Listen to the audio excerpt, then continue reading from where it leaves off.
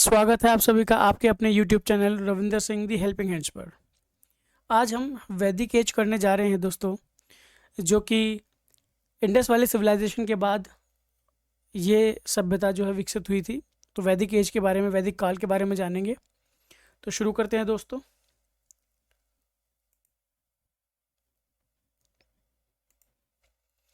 ऋग वैदिक, इसे अर्ली वैदिक एज के नाम से भी जाना जाता है दोस्तों। सबसे पहले यहाँ पर हमें ये समझना पड़ेगा कि आर्यंस की थ्योरी को लेकर कई लोग कुछ कुछ बातें कहते हैं। कुछ हिस्टोरियंस मानते हैं कि जो आर्यंस हैं वो मूल रूप से भारतीय नहीं थे। कुछ लोग मानते हैं कि वो सेंट्रल एशिया के रास्ते ईरान से होते हुए भारत आए थे। तो इसके लिए अलग अलग मत हमको देखने को मिलते हैं, क्योंकि जो ओरिजिनल होम है आर्यंस का, जो लोकेशन है, वो आज भी एक कंट्रोवर्शियल पॉइंट बना हुआ है सभी के लिए।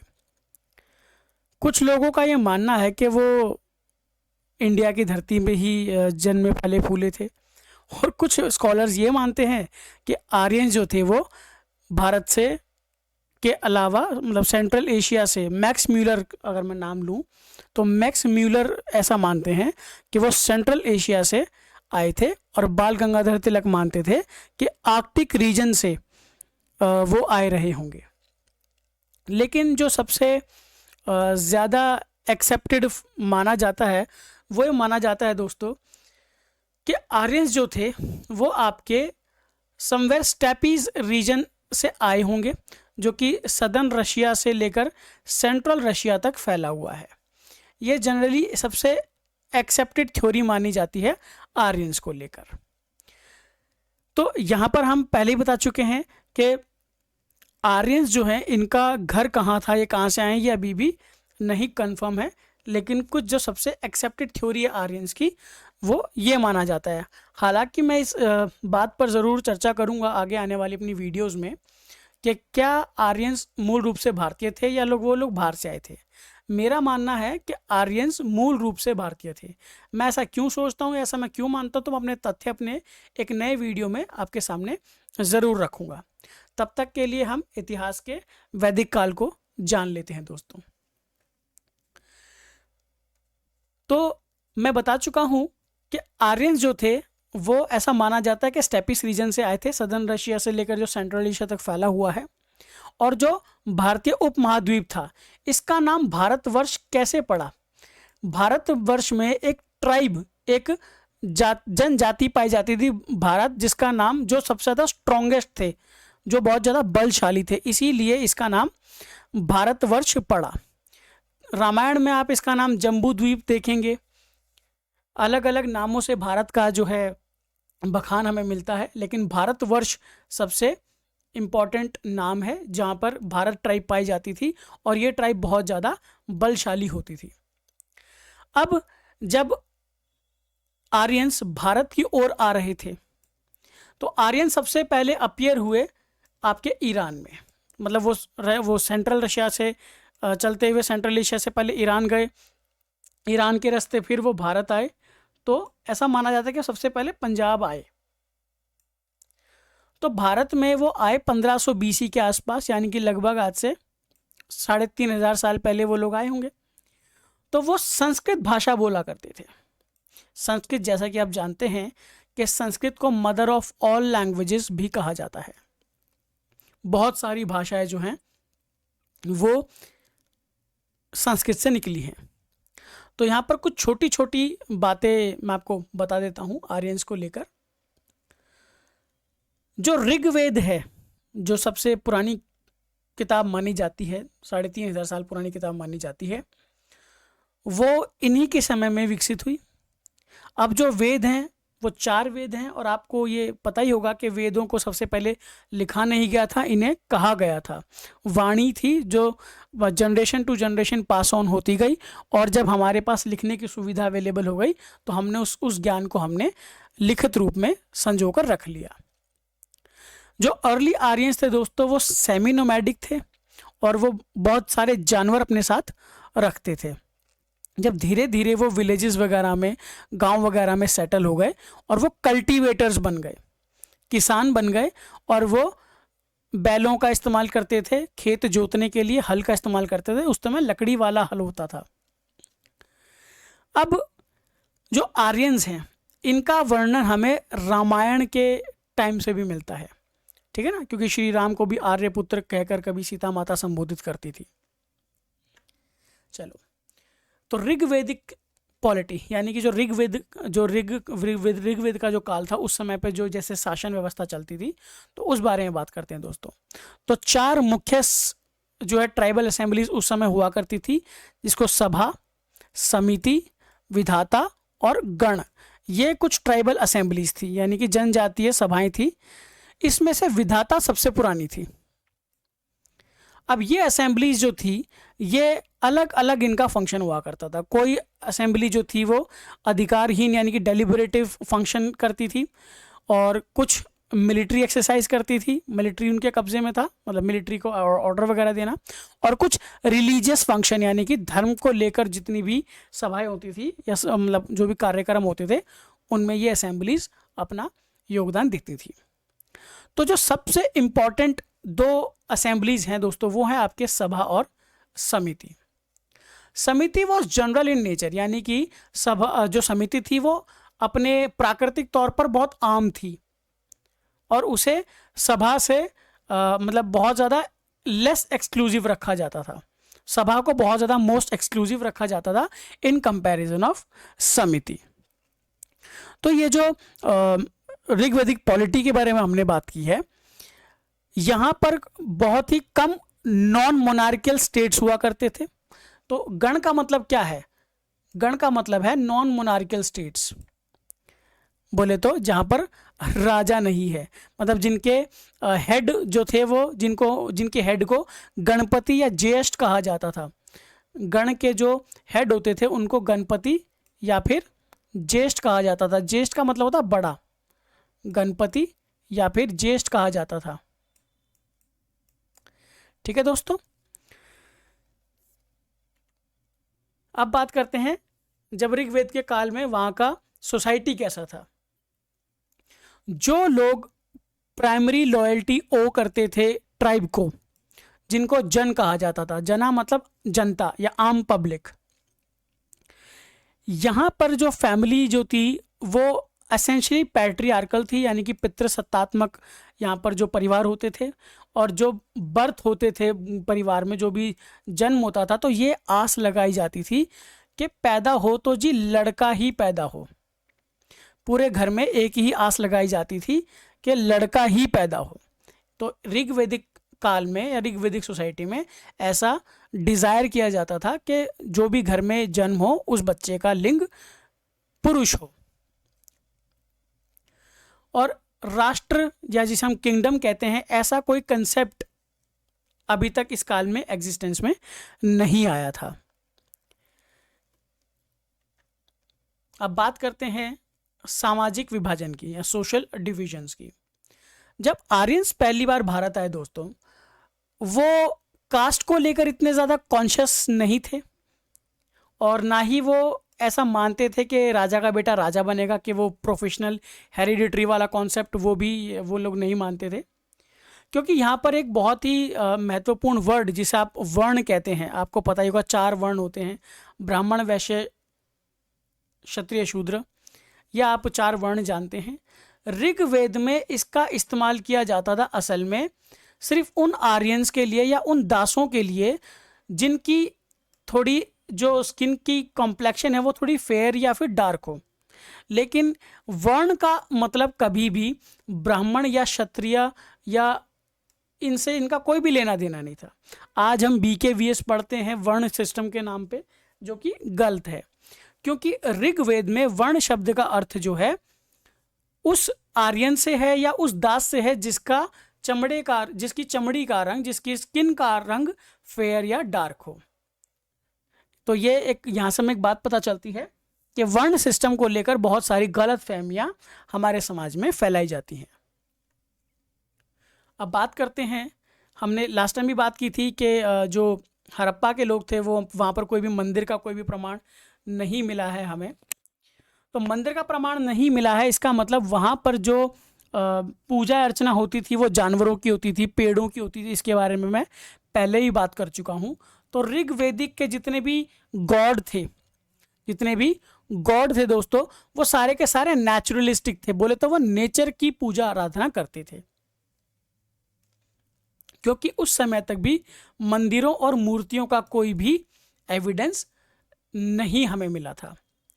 तो जो प्रार्थना करने का तरीका होता था, जो मोड ऑफ प्रेयर होता था, वो होता था रेसिटेशन ऑफ मंत्रास, यानी कि वो लोग मंत्र पढ़कर अपनी पूजा अर्चना करते थे और सेक्रीफाइसेस करते थे सोसाइटी, कैटल या वेल्थ का। अब सेक्रीफाइस का मतलब यहाँ पर यज्ञ से है, या आप जिसे यज्ञ कहते हैं आम भाषा में। तो सोसाइटी के वेल बीइंग के लिए कभी कभार, या जानवरों की क्या बोलते हैं, वेल बीइंग के लिए, या फिर धन संचय के लिए सैक्रिफाइसेस किए जाते थे। एक और भ्रांति फैलाई जाती है कि आर्यन समाज में या वैदिक समाज में जानवरों की बलि दी जाती थी। ऐसा कुछ भी नहीं है दोस्तों। जानवरों की बलि आर्यंस में नहीं दी जाती थी, या फिर आप ये कह लीजिए कि ऐसी प्रथाएं हमारे यहाँ नहीं थी। बलि प्रथा हमारे यहाँ बिल्कुल भी नहीं थी। ये बिल्कुल झूठी बात है, मिलावटी बात है। दूसरी इंपॉर्टेंट चीज़ है दोस्तों, हमारे यहाँ औरतों का क्या रोल था या क्या पोजीशन थी हमारी सोसाइटी में। अब आपको पहले ही पता है, मैं बता चुका हूँ कि जो सोसाइटी थी वो पैट्रियार्कल सोसाइटी हुआ करती थी। जो पैट्रियार्कल सोसाइटी थी दोस्तों, उसमें पितृसत्तात्मक यानी कि पुरुषों का बहुत पुरुष प्रधान देश रहेगा, लेकिन विमेंस को छूट दी गई थी कि वो सभा और विधाता को क्या कर सके, अटेंड कर सके। यानी कि जो सभाओं में जो भी मीटिंग चल रही थी इन दोनों ऋग्वेदिक टाइम्स में, इन असेंबलीज में जो भी फंक्शंस होता था, विमेन उसमें प्रेजेंट होती थी।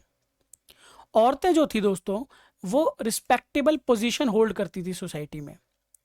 इसका मतलब ये है कि वो ट्राइबल असेंबलीज को अटेंड कर सकती थी।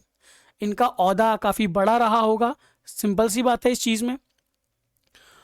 उनको यज्ञ वगैरह में भी शामिल किया जाता था अपने हस्बैंड्स के साथ। आपने कभी देखा होगा, जैसे कोई यज्ञ होता है तो उसमें पति पत्नी साथ बैठते हैं, है ना।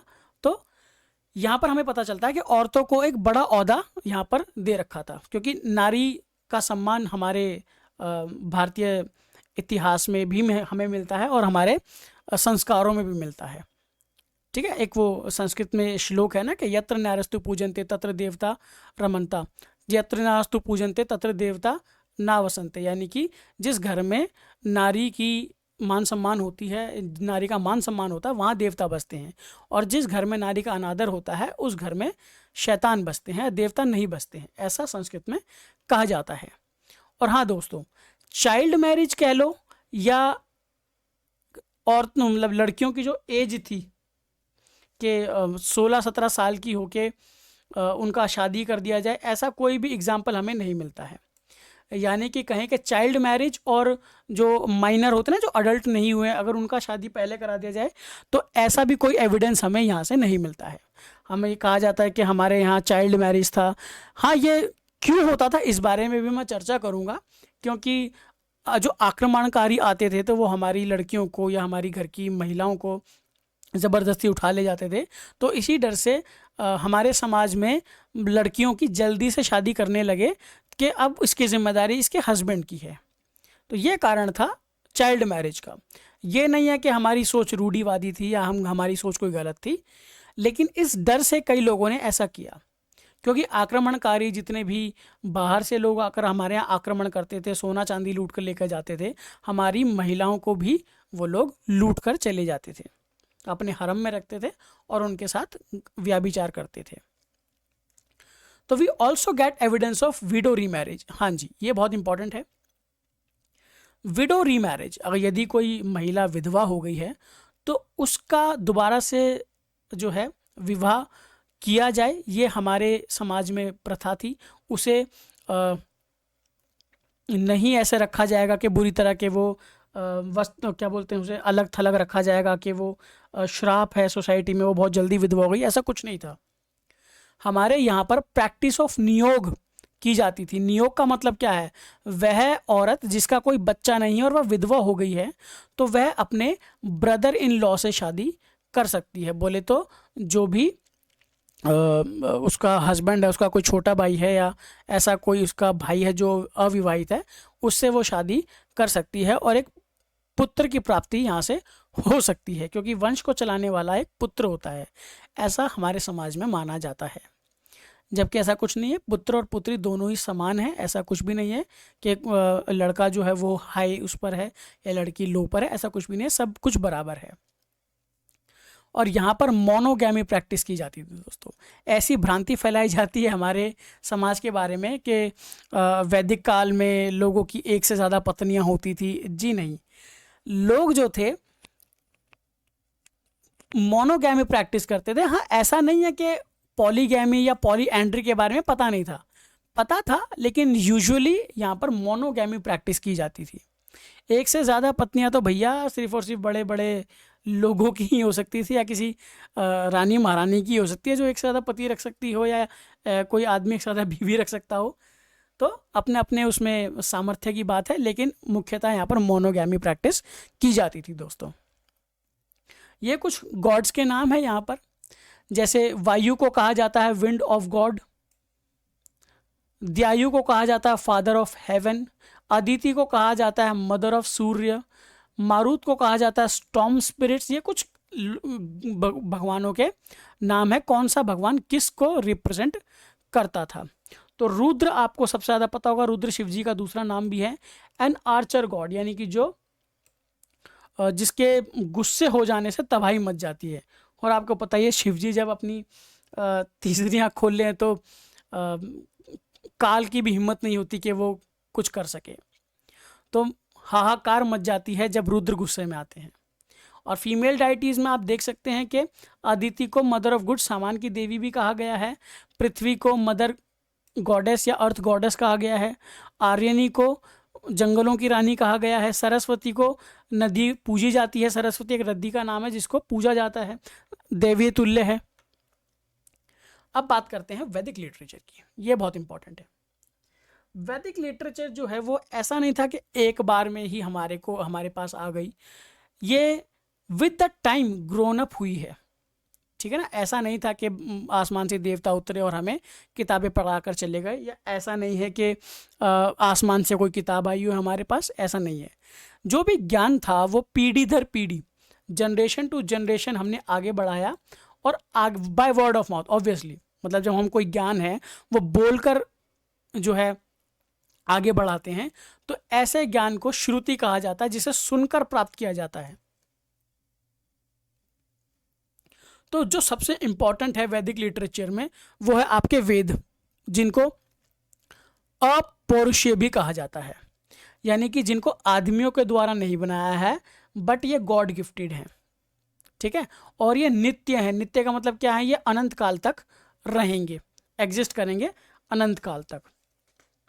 तो वैदिक लिटरेचर में हम ये जान चुके हैं। और जो भी वैदिक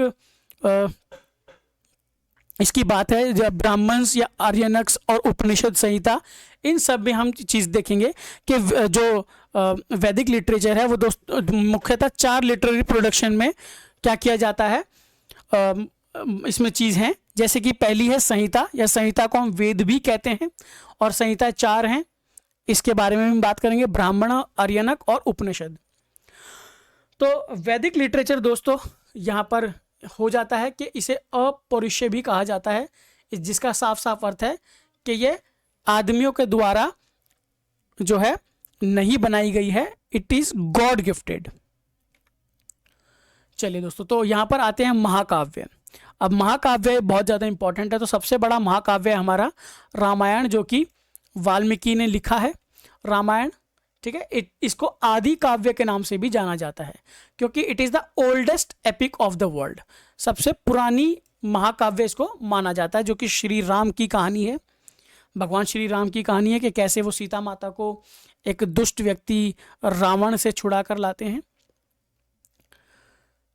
और दूसरा महाकाव्य है दोस्तों महाभारत, जिसको वेद व्यास ने लिखा है, और ये longest epic of the world है। दुनिया में सबसे बड़ा एपिक यही है। इसमें से भगवत गीता, जो कि हम एक बहुत ही मैनेजमेंट की एक बहुत ही बढ़िया किताब है, इसको एक्सट्रैक्ट किया गया है एक पर्व से जिसका नाम है भीष्म पर्व। महाभारत से ही इसको एक्सट्रैक्ट किया गया है। और ये भी बहुत ज़्यादा इम्पॉर्टेंट हो जाती है क्योंकि जो रामायण है इसके अंदर पहले शुरुआत में 6000 श्लोक हुआ करते थे, मतलब पहले 24,000 हुआ करते थे, मतलब 6000 फिर बढ़कर 12,000 हुए, फाइनली इसमें 24,000 श्लोक हैं। इसमें 7 कांड हैं, जिसमें पहले से 7वां कांड जो है ये इसके लेटेस्ट एडिशंस हैं। ठीक है दोस्तों। और पुराण है, पुराण इसमें मतलब पुराण जो है ये इसको बोला जाता है कि सबसे पुराना है, पौराणिक कथाएं हैं, यानी कि इसमें बहुत ज़्यादा जो सबसे पुराना माना जाता है वो होता है आपका मत्स्य पुराण, ठीक है, विष्णु पुराण, वायु पुराण और ब्रह्मानंद पुराण, ये आगे माना जाता है। और वेदों में से ही दोस्तों निकला है आपका आयुर्वेद, जो कि बहुत इंपॉर्टेंट है। आयुर्वेद जो है वो ऋग्वेद से संबंधित है, ऋग्वेद से ही निकला आयुर्वेद।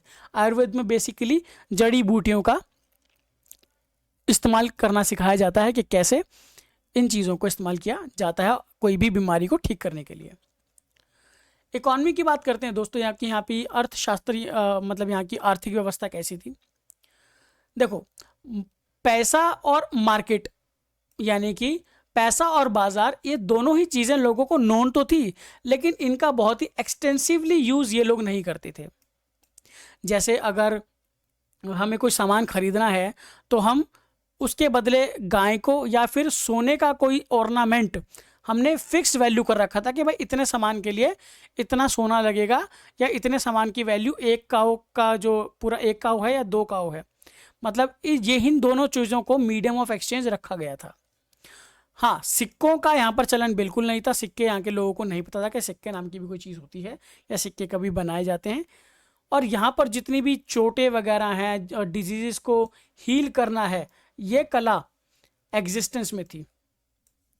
यहाँ पर सर्जरी के एक्सपर्ट हुआ करते थे। जड़ी बूटियों और दवाइयों का इस्तेमाल करना इनको बहुत अच्छे से आता था और ये बहुत ही अच्छे तरीके से इन सभी बीमारियों को ठीक करते थे।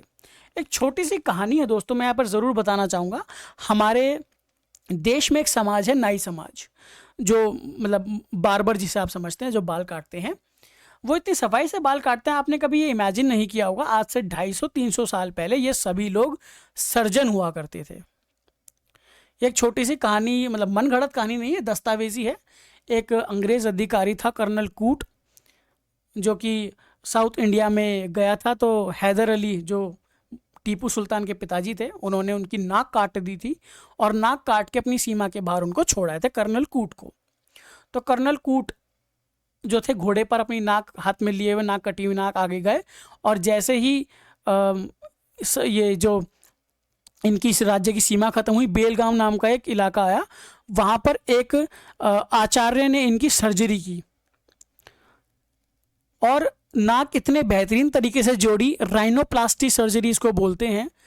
तो आज से 300 साल पहले राइनोप्लास्टी भारत के लोग जो थे वो मुख्यतः ये नाई समाज करते थे। और कर्नल कूट जब वापस इंग्लैंड जाता है तो हाउस ऑफ कॉमन्स में भाषण देता है कि ये मेरी नाक जो जुड़ी है इतनी सफाई से जोड़ी गई है कि इसका कोई जवाब नहीं। तो वो कहते हैं कि हमें अपने लोगों को भारत भेजकर ये कला सीखनी चाहिए। और धीरे धीरे जब एजुकेशन एक्ट आ गए तो ये जितने भी सर्जरी सिखाने वाले सेंटर्स हुआ करते थे, इनको वो गैर कानूनी घोषित कर दिया और सभी को, ज़्यादातर लोगों को जला दिया, मार दिया गया और ये कला विलुप्त हो गई। और आज हमारे लोग इंग्लैंड जाकर राइनोप्लास्टी सीखते हैं। ये दुर्भाग्य इस देश का है। कुछ फैक्ट्स की बात कर लेते हैं दोस्तों। जो पिता की प्रॉपर्टी थी वो लड़के को ही मिलेगी, ऐसा चलन था कि पिताजी की जो भी संपत्ति है उसमें केवल और केवल बेटे का ही अधिकार होगा।